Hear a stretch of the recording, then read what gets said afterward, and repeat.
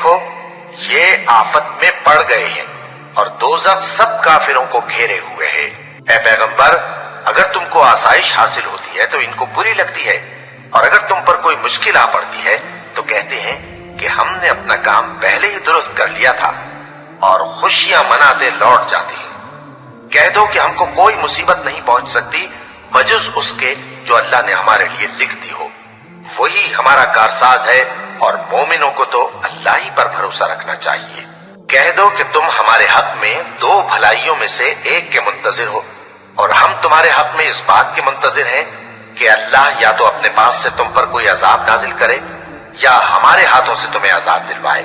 सो तुम भी इंतजार करो, हम भी तुम्हारे साथ इंतजार करते हैं। कह दो कि तुम माल खुशी से खर्च करो या नाखुशी से, तुमसे हरगिज कबूल नहीं किया जाएगा। तुम नाफरमान लोग हो, और